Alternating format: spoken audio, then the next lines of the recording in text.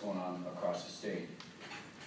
And I think the most important part is, let me give you a quick update. When we took over as president, and I went to Johnny and several other people that were formed, we set a theme for what we wanted to accomplish during our year as president of the state. My theme happened to be mentorship as a legacy. And people who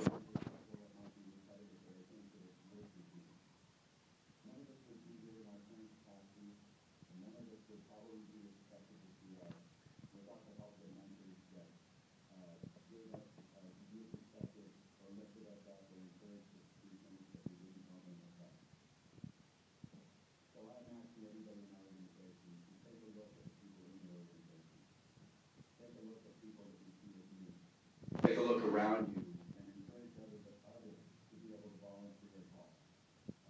I was a first-year licensee when Debbie Wade came to me and said, "You need to run for the board of directors." And I thought, what can I possibly have to offer? And what can I bring to the table? And you just don't know. Every one of us has unique time, talent, and treasure. And I think it's important and incumbent on all of us to look for that. Now I can segue that also into the next point. RPAC is something that's very dear to me. RPAC is the Realtor Political Action Committee, and 3 years ago we were an also-ran. We just didn't do anything other than what we were supposed to do, and we didn't show up high on the radar and not low on the radar. We're just in the middle. But we made a decision to systemically change how we approached RPAC. And, you know, it was great. I was down at the Region 12 meeting in Washington, D.C., and I said, you know, Alaska is a land of superlatives. For the farthest north, the farthest east, the farthest west, more coastline in the United States of America, and the #1 RPAC organization in the United States of America. Now, this is as a result of a decision that we made. And it wasn't because we're the brain trust or anything else. We made a decision. And leaders in our organization, like Patty Cohn and Janice Strong and Lily Johnson, decided, okay, we're going to take a whole change to our major investor issue. So they started a system where instead of a $1,000 check to RPAC to be a major investor, they said, let's give a $300 down payment so we can give National their money, and then we'll collect our 70% over the course of the year. And AAR said, well, I don't know about that. But we did it anyway. And it was so successful. 3 years ago, we had 19 major investors in the state. We walked out of leadership that year with 32 major investors, ended the year with 42 major investors. Today, we have 55 major investors. At the end of this year, we'll have 75 major investors, which means 5% of our membership will be major investors, which is 5 times what the national goal is. Year-to-date, we're 416% of our objective. And we're beating up on North Dakota, which is really silly to me. So I'll just say this. We also set a very ambitious goal this year to be the first organization in the United States that would have 100% of our membership participating at the fair share level. And let me explain what that means. That means give me a cup of coffee every month, write a $25 check to RPAC, and be invested. And here's why. We're going to talk to you today about a very important issue to the Greater Fairbanks Board of Realtors in the Eielson J-Bear transition from the F-16 fighter wing. But let me tell you what we did for Kenai. Last year they passed an anadromous fish ordinance. Everybody understand what an anadromous fish is? Fish born in fresh water, goes out to sea, comes back to spawn. That's an anadromous fish. Well, the ordinance in Kenai allowed the Kenai Peninsula Borough to take a 50-foot setback of every stream and every lakefront that had anything to do with anadromous fish, including stocked lakes. A huge land grab, a huge private property rights issue. When we got a hold of that, immediately we got the NAR legal team on it. They wrote a draft, helped us push back against this ordinance, and when we were in Washington, D.C., we received a $32,000 grant from NAR and a complete package. They're using all of the National Association of Realtors resources to help us beat this ordinance back into where it belongs, into Never Never Land. Because it is a private property issue and it's an affordable housing issue. And so that's what my segue is. You need to understand that as a member of the National Association of Realtors, the Alaska Association of Realtors, Greater Fairbanks Board of Realtors, you have a responsibility that goes well beyond listing and selling homes. You may not have been told this before, but you are the stewards of 1/6 of the nation's economy. Your responsibility is huge. Every time 2 homes are sold, a permanent full-time position is created. Every time a home is sold, $65,000 in ancillary economic activity takes place in your community. You drive a huge segment of the economy, bigger than healthcare. So you have an opportunity to really affect what happens around you in a quantum way, not just in small ways. But I would like everybody to look at it a little differently. It's not about what I get for my money to belong to this organization. You belong to the most powerful private trade organization in the world. And most of you don't realize that. And we are the only organization that is designed to protect private property rights and to promote affordable housing. If not us, who? And if not now, when? So think about that as you go about your businesses. Understand how important it is to be a member of the National Association of Realtors. Our real estate practitioners that don't belong benefit from our activity. Homeowners benefit, renters benefit, title companies benefit, lenders benefit because of what we do. In Alaska, we have the largest political action fund now in the state. We're probably the 2nd or 3rd most effective voice in Juneau, according to our lobbyist, who's pretty damn good. And we are the 15th most effective voice in Washington, D.C. Not because we spend the most money. We actually spend a very small amount of money in comparison to our competition. But we have what most people will never have. 1.1 million pairs of feet on the ground. We have the human element to our organization that cannot be supplanted. And we're going to need it. As an organization, we're going to have to pull together a little tighter.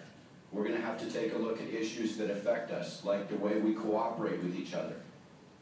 And that'll be a topic of conversation we bring up throughout the year, because we've got the Trulias and the Zillows and the outside aggregators of the world, which are also going to be the Lowe's and the Home Depots and the Costco's, that are trying to gather, and not trying, are gathering. You know that little Lowe's card that you get? They say, we're going to keep track of all the paint colors you have so you don't have to worry about it. Well, they're also collecting a lot of other information in the attempt to become the next relocation company. So we have a lot of things that we need to do. We have a big responsibility not only to our own organization, but to those who we serve. So with that in mind, please mentor people that you see around you. Help new people be involved in this organization. If you volunteer, that's okay. We can buy you absolutely. Letter check automatic. Okay, $25 from everybody. Everybody you see. You know North Dakota, and that's we're kind of an energy production kind of competition. They really hate the fact that we're beating up on our back. Really, really bad. They say we're number 1, and now they're number 2. So, anyhow, with that said, please help me to reach our goal. We intend to make this goal. We intend to be the first organization in the nation to have solicitation. But it's not going to come easy. We have some people in our organization that just have a real problem supporting us over the last week for a reason. We're not right or left. We are real parties. Anybody who supports private property rights, anybody who supports affordable housing in a way that we can grab a hold of and work toward, we will work with those candidates. So it's not a partisan organization.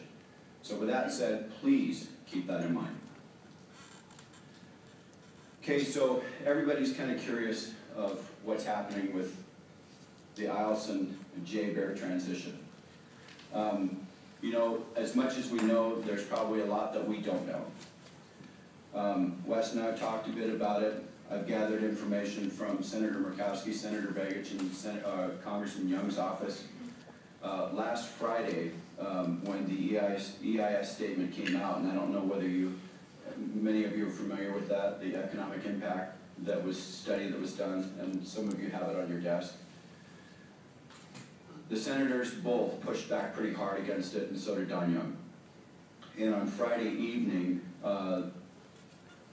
Senator Murkowski and Congressman Young wrote the following letter, and they wrote it to the Secretary of the Air Force and the Chief of Staff of the United States Air Force. Gentlemen, last evening the Air Force issued a news release announcing the availability of the draft environmental impact statement on the proposed relocation of the 18th Aggressor Squadron from Eielson Air Force Base to Joint Base Elmendorf-Richardson, and the subsequent downsizing of Eielson Air Force Base. At the same time, the Air Force announced a 60-day written comment period and public hearings during the week of June 17th. The draft EIS accurately notes that this proposed action will have a devastating economic impact in the interior of Alaska. Among these impacts is a potential rise in the interior of Alaska unemployment rate from 6.2 to 8.9, a 10-year high, a significant adverse impact on property values in the Fairbanks North Star Borough, and the potential closure of high-quality schools on Eielson Air Force Base. The draft EIS statement also identifies adverse economic impacts at J-Bear, which include uncertain but likely not positive impact on the Cook Inlet beluga whales, noise in the Mountain View section of Anchorage, which might negatively affect classrooms in the community, and the possibility that at least 150 relocating families might not find housing close enough to J-Bear to meet Air Force standards. Alaskans will be interested in sharing their views in person on the impending backdoor BRAC of Eielson Air Force Base and the potential adverse impacts on communities adjacent to J-Bear. However, the announced hearing schedule leaves Alaskans no more than 10 working days to evaluate the draft EIS and prepare for those hearings. This afternoon, our staffs had the opportunity to discuss the schedule with Alaska community leaders during a weekly conference pertaining to the Eielson relocation. The unanimous response was that this hearing schedule does not afford Alaskans enough time to formulate meaningful comments and should be delayed. We've been asked by the community leaders to request that the hearings be rescheduled for the week of July 8th. No response has been given to that as far as I know yet, and this went out late Friday afternoon. What we will attempt to do is to provide real-time market information about how it will impact each market. On the surface, it could have devastating impact on the people that are leaving here with the inventory at an all-time high out in North Pole. Who will be the buyers of the homes that have to be sold?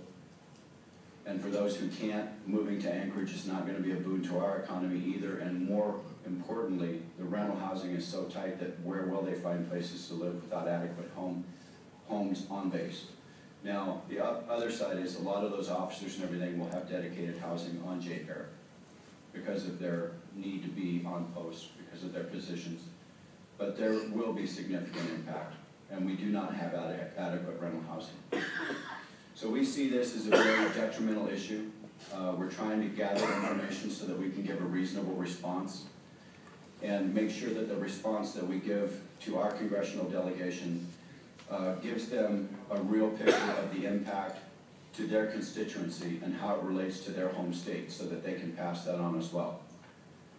As we get more information, we'll provide more information. If you care to send information in a way that you think is pertinent to the discussion, I would be happy to entertain any of that as we draft our response. So we have an opportunity to have our voices heard. We're hopeful that our voices will be impactful. Sometimes these things are beyond our control, but we're going to make sure that they know what our voice is. With that said, please kind of think about what was said from the state's perspective today. Mentor people in our organization to make sure that that new leadership is coming. I mean, we need fresh voices. We're not a monolithic group. Everybody has different points of view, and we need fresh voices and new leadership to come up and fill the voids as we have them. Make sure that you do your part in the political action of our organization. It's very strong and it's very necessary. Political ground in the real estate industry has never been more vital. The restructuring of the GSEs, FHA, VA, a lot of these things are happening in the background and you don't know what the organization's doing, but trust me, we are all over it and we are instrumental in shaping this policy or pushing back on policy that doesn't make sense, so we need your help. And then, lastly, provide some good feedback, be engaged, be professional, and let your demeanor and your participation show everybody what it means to be a member of the strongest private trade organization in the world. If you have any questions, you can always reach me and I'll be happy to entertain it. So thanks very much for having me, and we'll talk to you again soon.